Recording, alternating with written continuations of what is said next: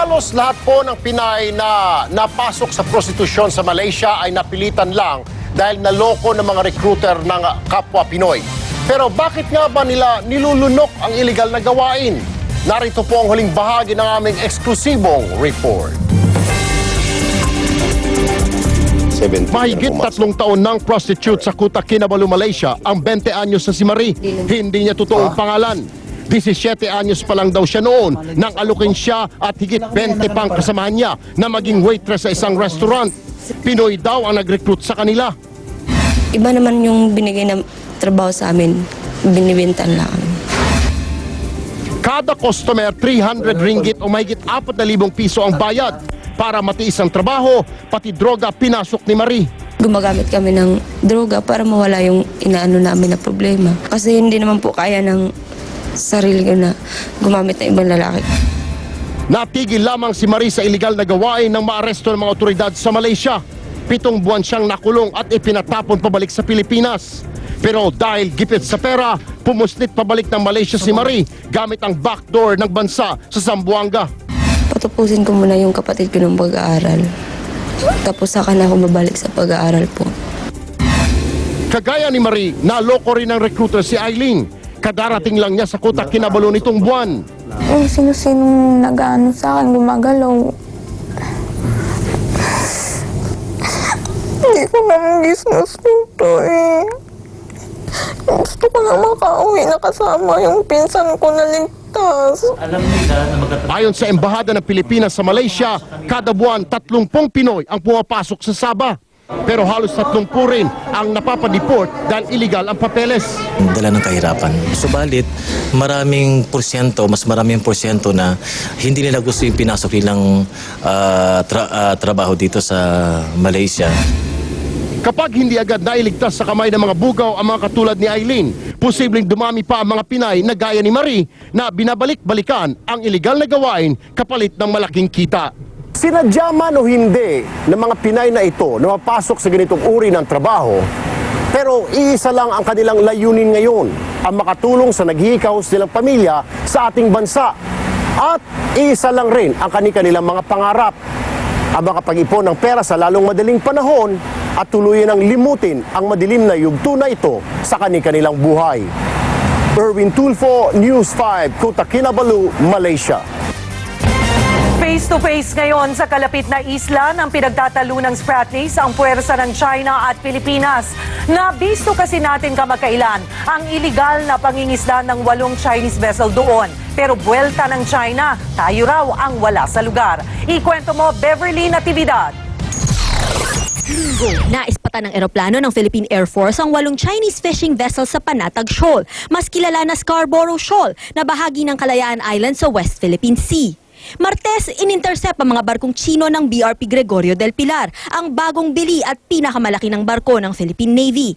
Inakyat nila ang Chinese fishing vessels at nakita mga huli nitong yamang dagat. At about 7:20 in the morning, the boarding team started to conduct visit, board, search, and seizure on the first Chinese fishing vessel and found large amounts of corals, sizable quantity of giant clams, and live sharks in its compartments. Pero 2 marine surveillance ships ng China ang agad rumesbak para pigilan ang pag-aresto sa mga iligal na mangingisdang Chino. Hanggang sa mga sandaling ito, ayaw umatras ng mga barkong Chino. Tapatan sila ngayon ng BRP Gregorio del Pilar sa Panatag Shoal.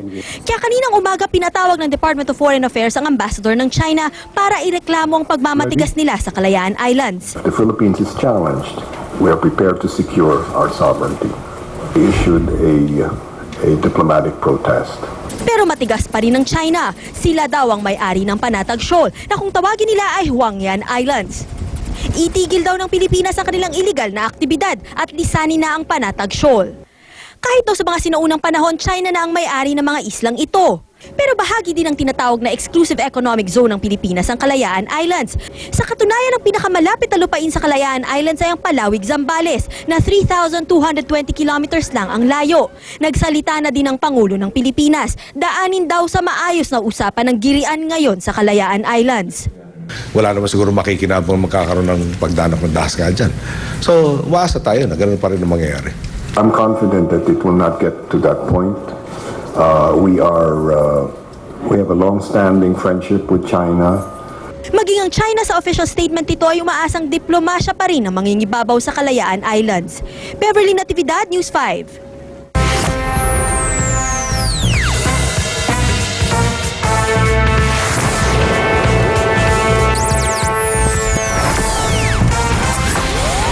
Mga kapatid, mainit-init dito sa Luzon, pero sa mga kapatid natin sa Mindanao, mas maulap ang panahon dahil nandyan pa rin ang Intertropical Convergence Zone o ITCZ.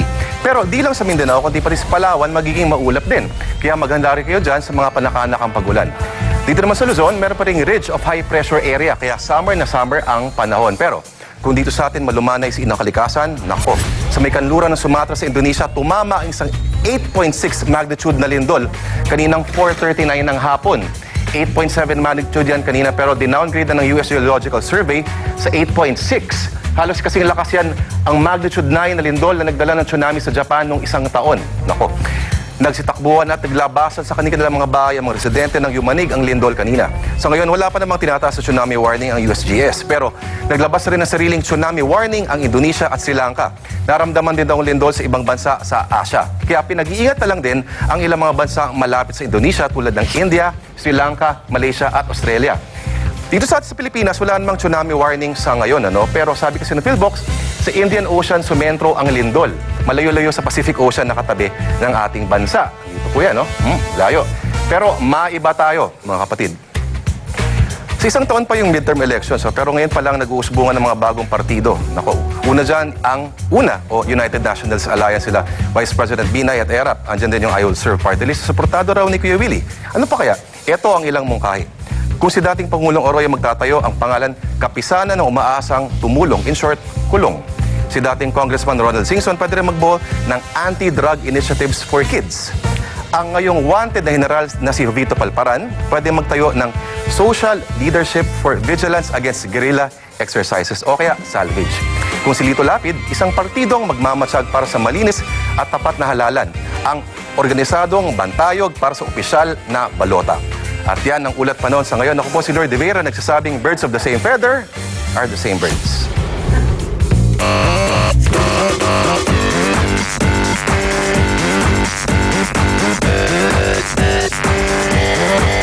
Kontra raw sa diskriminasyon ang Miss Universe Organization kaya papayagan na nito ang pagsali sa pageant ng mga transgender o lalaking nagpa-sex change.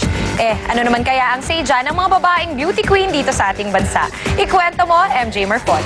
Nabalot ng kontrobersya ang Miss Universe pageant matapos i-disqualify si Jenna Talakova ng Canada na nabistong dating lalaki na nagpa-sex change lang pala. Pero sa huli, pinalusot din si Talakova bilang pakikiisa raw ng Miss Universe Organization sa paglaban sa diskriminasyon sa mga bading. Babaguhin na rin daw nito ang guidelines para payagan ang pagsali ng mga transgender sa pageant. Pero para sa ilang beauty queen dito sa Pilipinas, dapat may bukod na pageant ang mga transgender.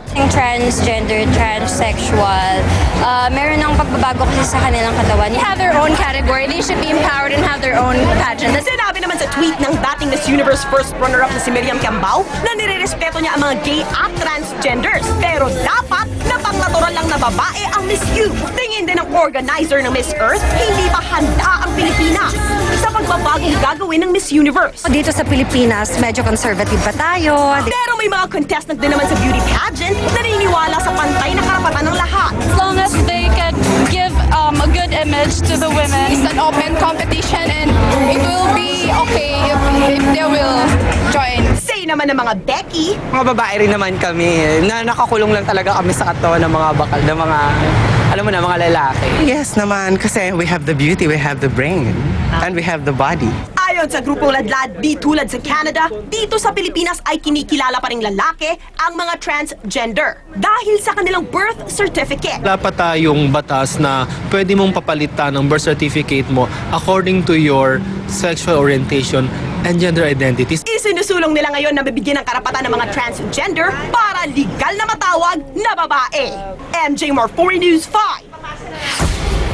Planong gawing party list ng Will-Time Big-Time host na si paring Willie Revillame ang binuo niyang organisasyon na dati nang tumutulong sa mga mahihirap. Senyales na nga ba ito ng pagpasok niya sa politika? Mea Los Baños, ikwento mo.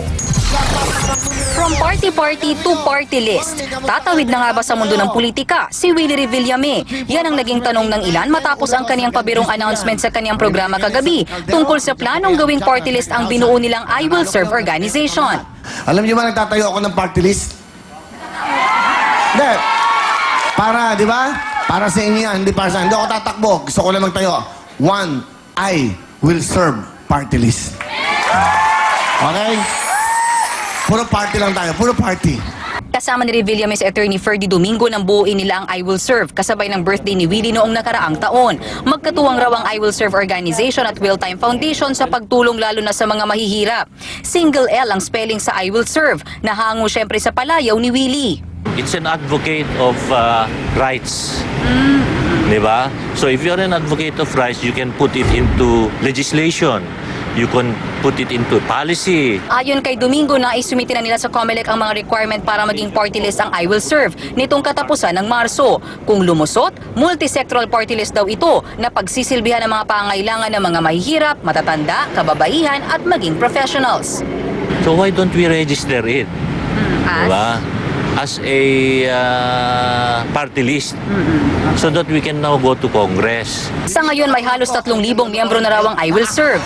Pero bago pa lumalim ang duda tungkol sa ambisyon ni Revillame, iginiit ng program manager ng Willtime Big Time na si Jay Montelibano, hindi magpupolitiko si Willie.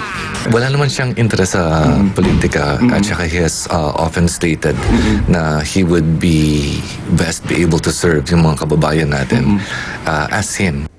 Magsisilbing icon at inspirasyon ng I Will Serve si Willie, pero iba raw ang tatayo sa kanila sa Kongreso. Kung sino, yan ang jackpot na tanong. Mean Los Baños, News 5. Pero mas bagay kasi, Congressman Revillame. I will serve party list. Tignan natin kung magbabago yung isip na makasama siya dun sa 3 if ever natatakbo. Pag kinilala, diba, ng COMELEC yan. Anyway, good luck sa iyo, paring Willie, sa iyong mga plano sa future. At I'm sure marami kang mga matutulungan dyan. Pero mas maganda siguro, dito ka nila sa 5. Basta makakatulong sa mahihirap. Of course, definitely. Walang kaduda-duda. Yan ang 45 minuto na mga aksyong balita. Mga balitang pundasyon ng matalinong opinyon at konkretong solusyon. Saan man, kailan man, kapatid, higit sa balita, aksyon.